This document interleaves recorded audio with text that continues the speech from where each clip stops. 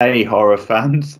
Happy October once again. Yes, you are seeing this, and we're into the month of October. In fact, this should, if it goes to plan, this should be going up on the 1st of October. So we've talked about, as well as doing horror movies, about doing some horror TV, and I think it was Rachel suggested this one. So definitely a good suggestion, Rachel. And this is going to be us talking about The Haunting of Hill House. The sort of the last few years, I think it's 2018, 2017, Yes. something like that.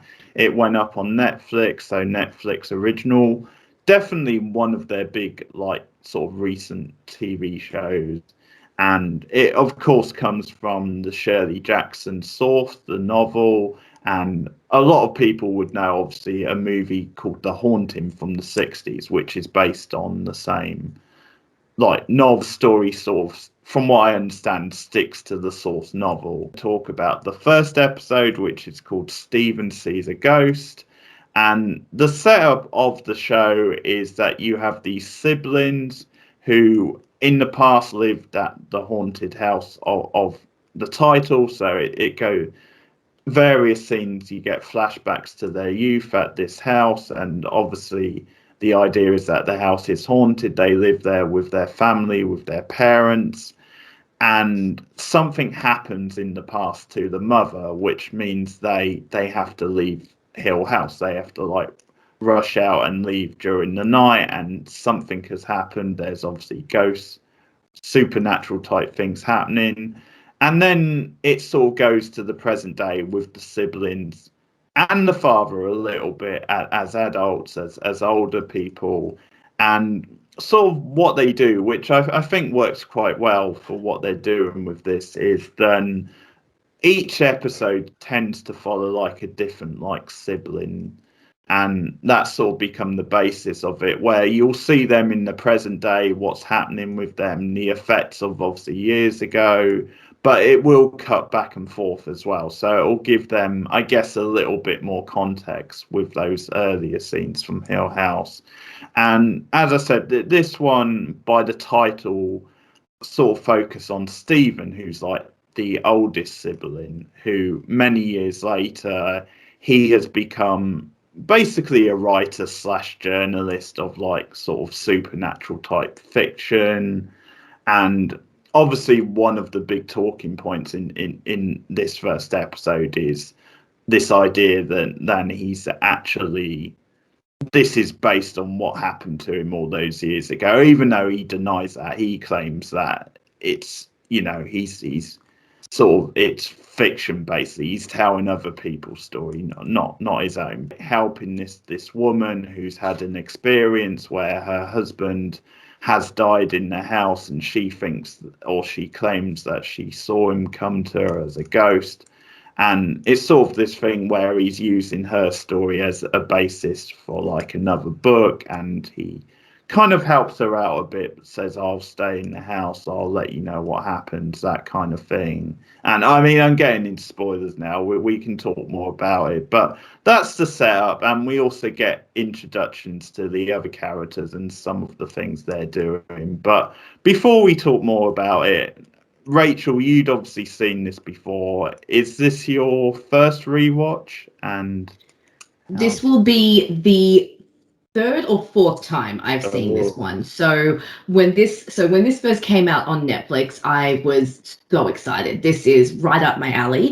yeah. As I've spoken about before, I love hauntings. Supernatural horror is a favorite subgenre of mine within the horror genre. I love a good old-fashioned haunted house with ghosts and staircases and creeping hallways and dark passages. So this was right up my alley. But what I really like about this series, and we will get into this as we talk more about it, is the way they beautifully blend the horror with this really tragic family drama, and they use the horror elements to show the trauma that these kids went through as when they lived in the house as children, and how it's affected their lives individually, how it's affected the dynamics between them. And I think that the show blends these two elements together so well that half the time you're terrified and the other half you are feeling all of these overwhelming emotions. It's a real roller coaster, this show.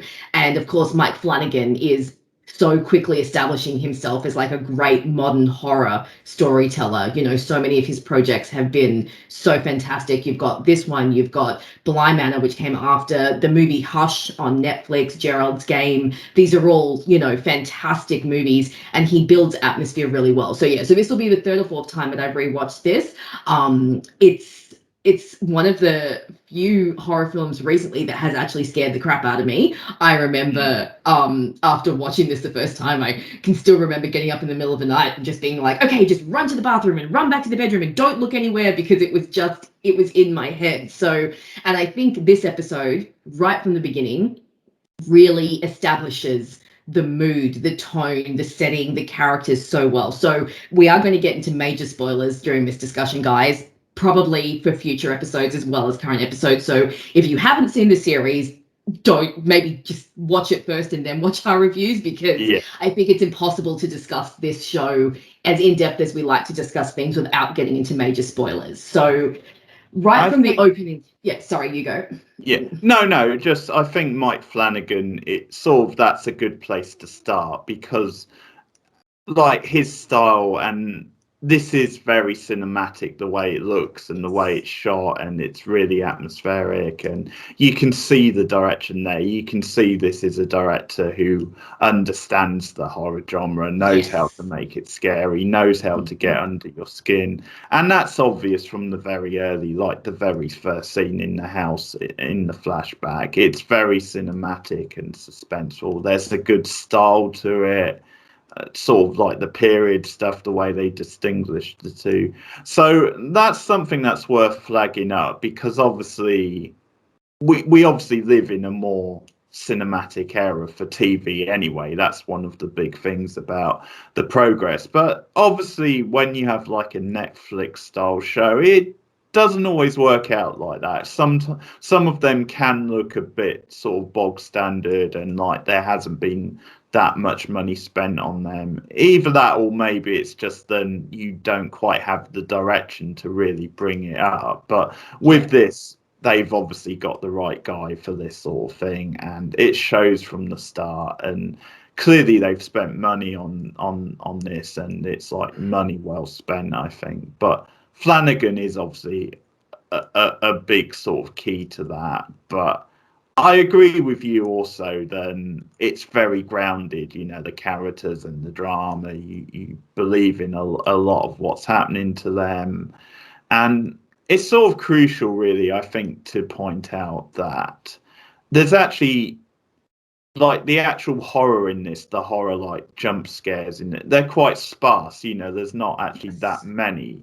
But he really makes them count. Yeah, he does. That's very effective. And it's sort of worth saying, I think, also with a lot of great horror, I think often it's like a grounded, like, human drama first, and then it works the horror in around that. That's something I know William Friedkin has said about The Exorcist. He said, in a way, I don't really see this as a horror movie. I see it more as like a domestic type drama, but then obviously it just happens to have this supernatural twist to it. So a lot of the very best horror, I think, are, you know, it is that sort of thing, because especially in this, where it's a series and you follow these characters over 10 episodes, you do sort of have to care about the characters. So definitely.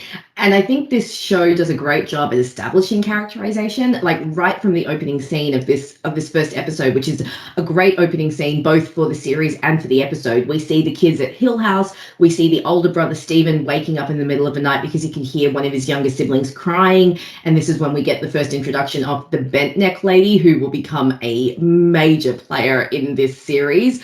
A vision that his little sister Nell is seeing of this terrifying woman. And I think obviously this first episode is Stephen's episode. Stephen sees a ghost. It's told from his point of view. He is the eldest of the Crane siblings, as Keith said. And I think this opening scene really establishes that as kids, he was obviously very protective and very, very caring and very loving as a big brother. You know, he goes to check on his younger sister. He obviously has some of the responsibility. And I think that very nicely sets up Stephen's characterization of how he has let the family down.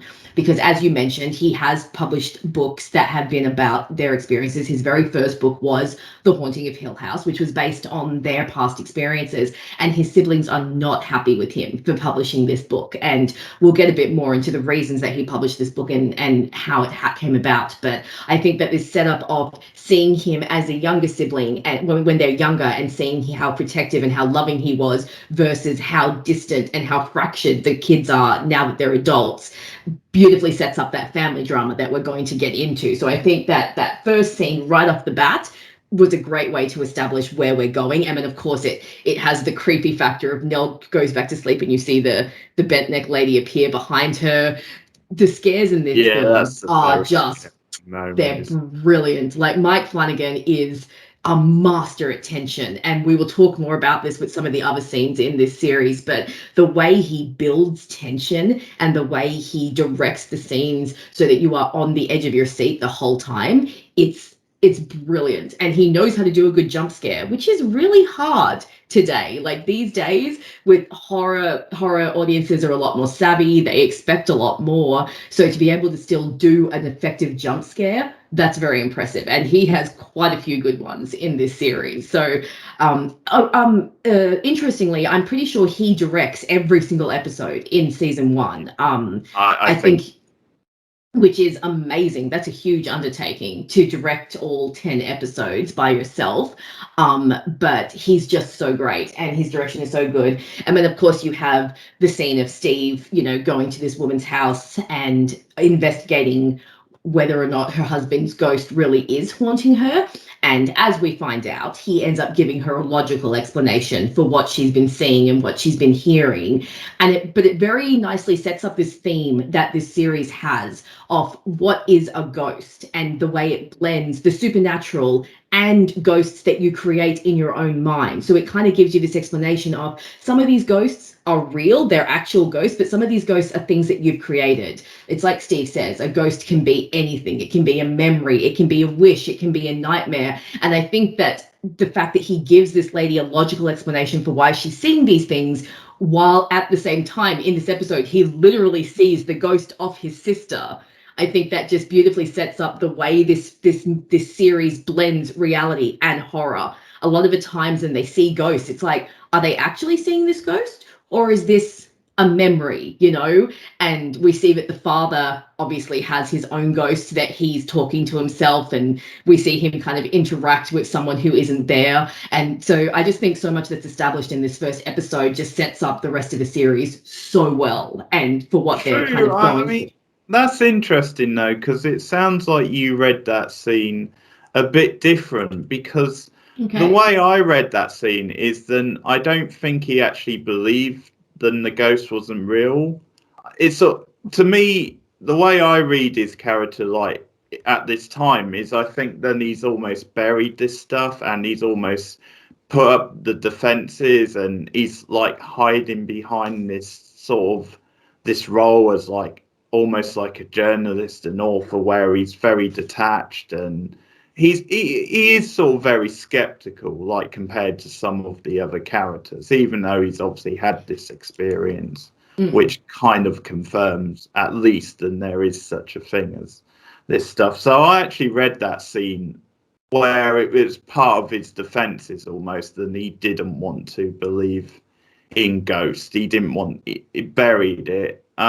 It's an interesting scene because, like you said, even though I read it that way, that then he didn't really believe what he was saying, it is actually a logical explanation. Like you said, when you hear it, it sounds pretty good. So you sort of like, well, fair play. You've given her a good argument there. But I actually read it a different way. I read it as he didn't really believe that. That's just something. Okay. That is an interesting interpretation, especially for Steve as a character. And we'll get into this more as the series goes on and we get to know the characters better, because you're right, he's definitely cynical, but that cynicism could definitely be just him masking his own trauma and deciding that he's not going to believe in the supernatural, because if he doesn't believe in it, then it can't be real. So it could just, his cynicism as a defense mechanism, that's definitely an interesting idea, and I can definitely see where that comes from with Steve's character, especially as we get into the series and see how deep his denial goes. Sure, I think Shirley. is like really mad at him because of the Mhm. portrayal of them as a Yeah. family in the book. So I think there's almost this sense of him being quite clinical and cold and detached in this way. I think there's sort of an interesting comparison in that sense with Theo, because she's the other one in this episode anyway who comes off a bit like that, but in a very different way. We'll obviously Mm. talk about her, but yeah, almost like he's almost acting like a very cold kind of almost capitalist in some ways, you know, where he's just saying, well, the bottom line is money sort of thing. Because when Shirley's like getting into this debate with him, he's kind of saying, but you know, look at all the money this book could bring in, look at what it could do for us, and stuff like that. And there's just certain moments with him in the episode, like a scene later with Luke, where he's just very cold with Luke over, like, obviously it's like he wants his iPad sort of back, and he's like, well, I'll give you this money, just give me like the iPad sort of thing. And it sort of makes a deal with him, but again, it's based on money. It's almost like he's hiding behind that sort of thing in a way, in many ways. Mm. Because obviously, again, going back to this idea, then the book isn't based on his real life. You sort of don't believe that for a minute. I think it definitely. Well, I think it is anyway. I mean, he might have molded it in a way where it was, you know, a fictionalized sort of version, but. Mm. I So think, I mean, they do say that it is based on what happened to them as kids, but that because Stephen himself didn't actually experience it in the house, he's had to kind of take liberties, which he does actually say to that lady. He says, I need to take some liberties. I always do, but I promise I'll be respectful. And there was one thing that I did note was when Shirley was going on and on about like how she didn't want the book to be published and how he'd written it without their permission. I thought it was interesting that they then showed him writing the story of someone who very clearly has invited him to write the story, like almost like he wrote the story based off his siblings. They had a horrible reaction to it. And so from then on, he only wrote stories that people willingly gave him, that people actually volunteered so that he wouldn't offend anyone. Because I think that they show that he has regret of writing that book, that yeah, he obviously wrote it. I think he wrote it partially to process his own trauma. And then when he found out how much he could sell it, it became that much more important to him. But then he obviously regrets the damage that it did to his relationship with his siblings. So his way of fixing that was to go and find stories that people want to tell, that they want to get out there. Because, you know, the woman that he's interviewing, she says that she's a fan of his. Her husband was a fan of his. You know, they like his books. They own all the copies of his books. So he's obviously now finding people who want to tell their stories, because the very first story he told was one that they didn't want, his siblings didn't want him to tell. And I do like how throughout the first episode, you get all the little breadcrumbs dropped about what happened in the house. You get all these little interconnecting scenes of like strange things happening and little flashbacks showing that obviously something did happen back in this house, something was going on. But this show is, with the non-chronological storytelling, it's like a puzzle. You know, you're given all the pieces and you have to kind of piece them, put them together one by one. And I think that they reveal everything really cleverly and really effectively, so that by the time you have all the pieces and you finally put the puzzle together, it just comes together so well. And you see that right from this first episode, the way they start to lay the groundwork for the later reveals. Yeah, I think that's why this had to be like episodes. It had to be a TV, like mini, Yes. well, limited series. It couldn't really work as a film doing it this way, because you've got too many characters, and obviously you get a nice slow burn reveal. And I definitely agree, but there's some good like contrast stuff. Obviously, the scene I was talking about with him and Luke. Before that, we get a scene of them in the past. In like you see how close they were as like younger sort of brothers, and that's a really nice sort of scene. But that's a good example of like a contrast type thing where you then cut to the present, and basically Stephen is being kind of a dick and quite cold towards Luke. And obviously Luke is a character who's like has addiction problems, and we'll obviously focus more on him in a future episode. But obviously Stephen in this episode is very harsh towards Luke. And again, I think it maybe goes back to this certain characteristic he has where I think it's just more convenient for him, maybe because he's not processing or he's not confronting these things, but where it's just easier to like simplify things and to be a little bit dismissive towards Luke and his problems, and just because obviously addiction is a very complex sort of thing. And there's also certain moments where he's a bit like that with Nell, where he's quite cold towards her and the idea of like looking after her. But there's stuff, but yeah, couple of things on Stephen. First of all, this is a very niche thing. You depending on where you are in the world, but there's this indie band called the Blue Tones, like a British band. I don't know if you've heard of them. No. But they were originally around like in the Britpop sort of era, and then around for a while. But I'm pretty sure Stephen looks almost like a spitting image of like the frontman. Oh, God. Mark Morris. So any Blue Tones fans, do comment on that if you think he look. I think he looks a fair bit like this guy.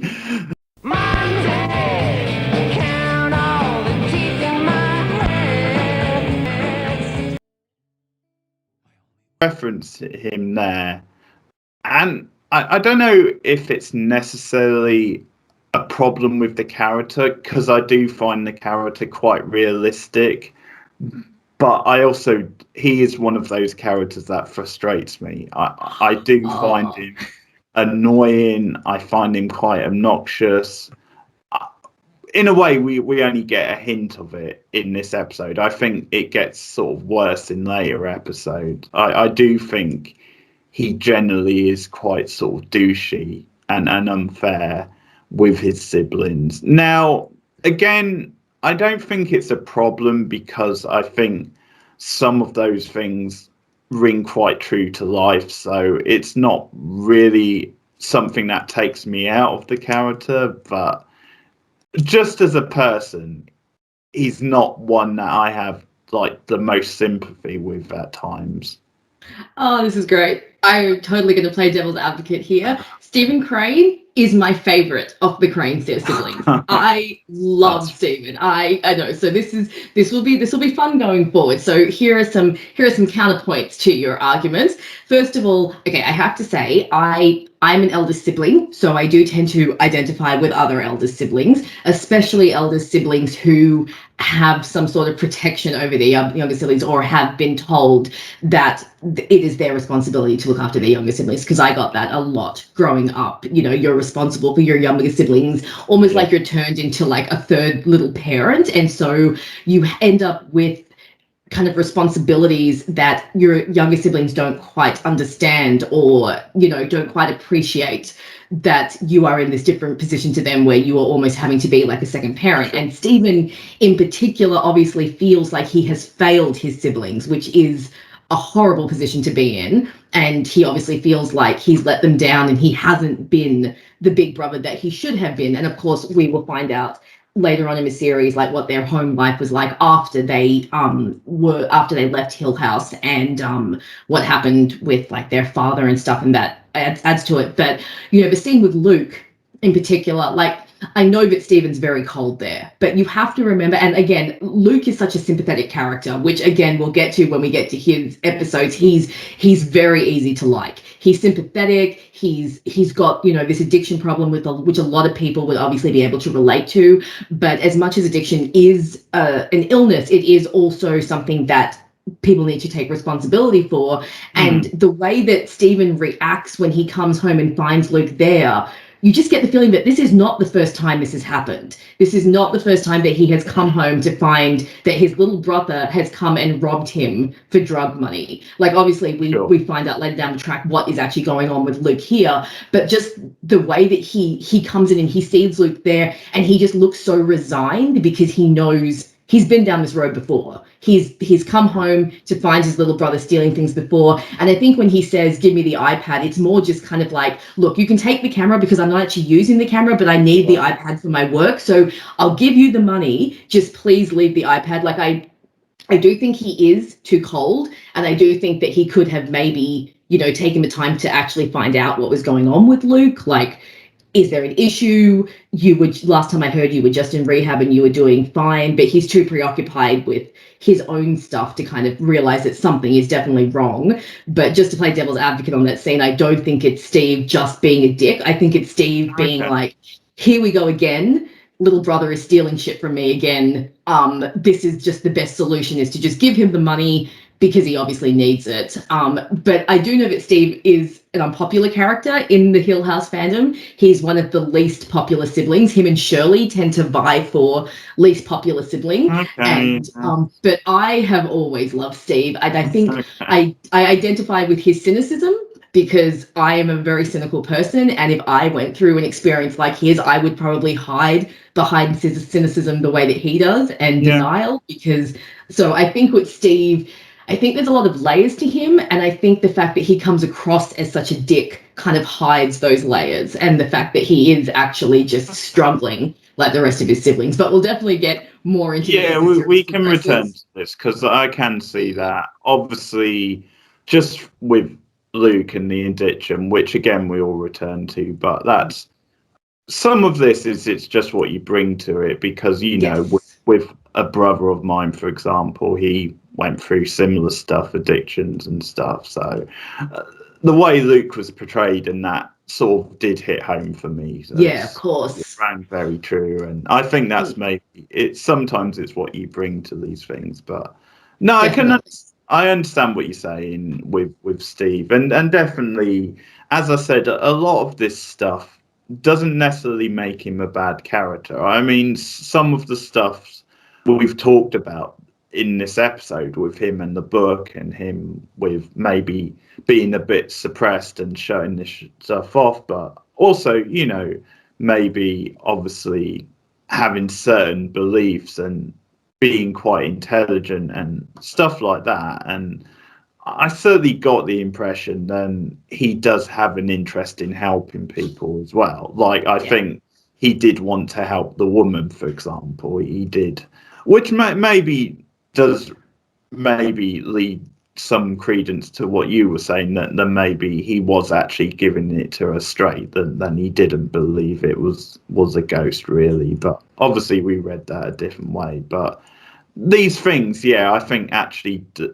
it makes him an interesting character, even if definitely. I obviously find him quite hard going at times, because and I get that. I totally get that. Like, he's definitely a hard character to deal with. It's just me. I tend to just fall for the characters that the fandom hates, so that I can come in and just play devil's advocate with people. But I definitely understand having a hard time with Steve. I mean, even I have a hard time with him, over the series. But I find, all of the Crane siblings are incredibly well written, which we will see as the series unfold. They all have layers to them. They all have levels of trauma that they've covered, that they've carried from just growing up in this house. And they obviously have huge communication issues, and they just haven't dealt with this shit yet. And I think that the way that this series shows us the flashbacks and shows us the individual traumas and what each of these kids had to deal with, then we get that complete picture by the end. So it gets to the point where even if a lot of them are unlikable, because let's face it, some of these kids can be pretty unlikable, they're all sympathetic characters. I think every single one of them is sympathetic, and every single one of them you can see their motivations and their reasons, and you can see how the trauma has affected them and why they are the way they are. I mean, we see little hints of it already in this one. You've got Stephen with his cynicism. Nell is obviously having all sorts of personal issues that are hinted at. Luke has his addiction. Shirley is anal retentive and OCD, and Theo obviously has major like relationship and commitment Yeah, issues as we see. Yeah, and we can talk about that. But yeah, I think you're right. I think that's why the drama with the characters works so well, because none of them are all like black or white. You know, it's grey areas and black and white, good moments, bad moments, and quite a complex set of characters. Quite really well cast. Some great acting in Yes. throughout the. I also thought they cast the younger actors really well. Actually, Mm-hmm. I actually, going back to this, I didn't realize Lulu Wilson was in it, because I've seen her in like other stuff since. You know, she was in like movie called Becky, I think, which came out last year, and she was in. I think she's in one of the Annabelle movies, isn't she? I'm pretty sure she's in. Now, which actress are we talking about? Are we talking about the one who plays Shirley, younger Shirley? Is this younger? Yeah, Yes, I she think. was in one of the Ouija movies, Ouija Horror Yeah. Origin of Evil, which again is another Flanagan. And ironically, I'm pretty sure she's playing the daughter of the woman who plays the older version of Shirley in that one. So in that one, they're mother and daughter. In this one, they're the same characters. So yeah, I do have to say, shout out to the child actors, because child actors are it's hard to find one good child actor, let alone five, and they managed to find five for this movie. And I think that they did a really good casting job. I except with Steve, I disagree on that. The child, and it's not just the Steve thing, but the child actor playing him, I didn't think was very good. Fair enough. He's probably the weakest of them, but I still didn't mind him. I thought he was pretty good. I thought all the child actors were pretty good. My favorite is Little Nell. I think the actress who plays Little Nell is brilliant and adorable, and really sells Nell's terror of the bent neck lady. And she really makes you sympathize with what she's going through. Now, we've talked a lot about the drama and the dynamics of the family, but this film balances that so well with the horror. Let's talk about the horror for a second, because this series is terrifying. Everything about it is so creepy. You have the setup of the bent neck lady. I love the way the house itself is seen to be so ominous. Like, you have Steve's voiceover in the beginning about those who walk at Hill House walk alone. You have when Nell is sitting out the front of the house and all the lights come on and she kind of just walks into the house. I really like that they set up the house as almost an entity itself. You know, like the house itself is a character, it's the bad guy. And then, of course, you have the scene where we see the first glimpse of what happened that night, you know, the night that their mother died. And I think that scene where Hugh, the father, comes to get little Stephen from his bed is so well shot and so well directed. Everything about that scene is so full of tension, you know, from the way that Hugh is acting and the way that he runs out of the house with Steve, and you see the ghosts in the house, you see the figure chasing them, and then it really gets the terror and confusion of the kids as they don't understand what's going on. And I just think that whole scene was just so brilliant and so scary and just so well done. Like, the horror elements in this are fantastic. Yeah, I absolutely agree. I mean, they were always going to be strong.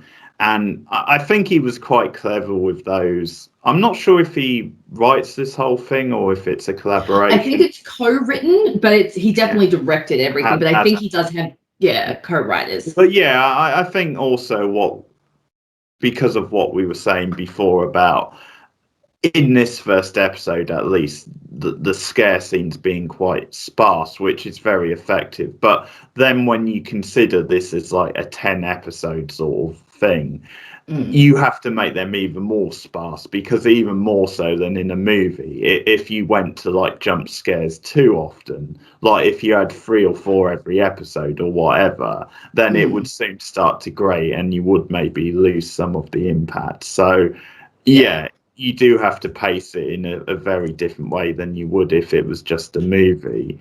But yeah, I mean, I think with him directing, the horror scenes were always going to be good, but they're obviously really effective, partly because they don't come that often, and he really makes them count. It's so funny as well, like you keep referring to it as a movie as well, because I just forget. No, I mean, this is a very modern thing where you can almost especially since it's on a streaming service where if you just left it on, you could literally watch the whole thing. And so, and some of these things are shot like that, where it could almost work as like just a 10-hour movie, which just happens to be split up. That's sort of the way I view like Twin Peaks: The Return. I think it's just an 18-hour movie which just happens to be split up for TV. Yeah.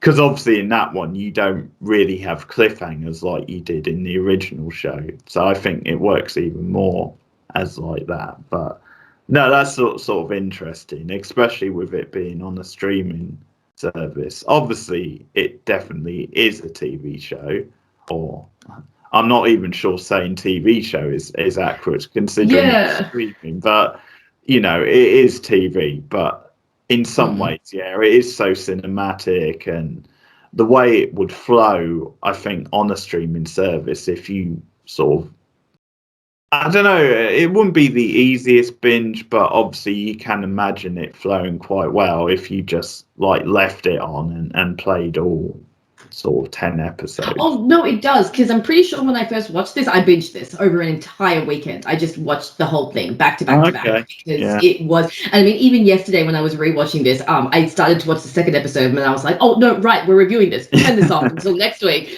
because it flows really well. And yeah, I think that's one of the reasons that I keep forgetting and referring to it as a movie, because in some ways it does. It feels like a film, not a TV show. So yeah, just 10-hour movie. Yeah, I think it's a better explanation. But no, it's a great series. It's a great opening episode. And of course, speaking of cliffhangers, we have the cliffhanger with Steve comes home to his apartment, sees Nell there, because Nell has been calling everyone all day because the bent neck lady is back, and then gets a call from his dad saying that Nell has died. And then of course we get that horrifying shot of Nell's ghost trying to say something to Steve, and she makes that horrible sound, and then that's the end of the first episode. And it's just it's fantastic. It's a great cliffhanger, because we're obviously, there's no indication throughout the episode that she's dead. She's not really there, and it becomes obviously a big thing because they're like concerned about her. I think she's like the youngest, and she is, yes. Seemingly, well, she and Luke, they're twins. Oh, okay.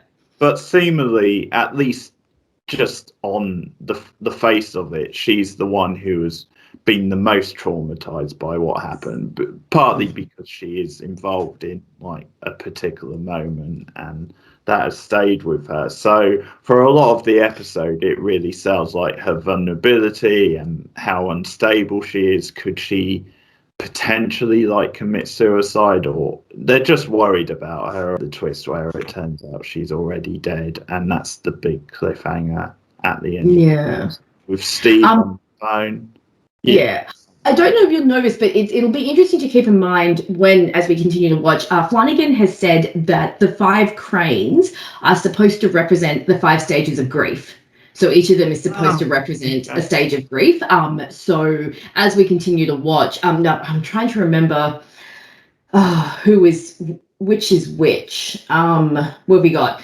Anger, depression, bargaining, acceptance, denial. So obviously Steve is denial because, well, yeah. I think Steve is supposed to be denial. Shirley is anger. Theo is bargaining, Luke is depression, and Nell is supposed to be acceptance, which is very interesting and will be very interesting as we go through the theories and have a look at that. But yeah, just keep that in mind, that's what Flanagan has said, that's what they're supposed to represent. That is interesting. So yeah, that's pretty much the episode. I mean, clearly we're both very high on it. I think it does what it needs to do, and it's a great setup episode. Beautiful start. It's a great it establishes everything it needs to and leaves you wanting more, which is what the first episode should do.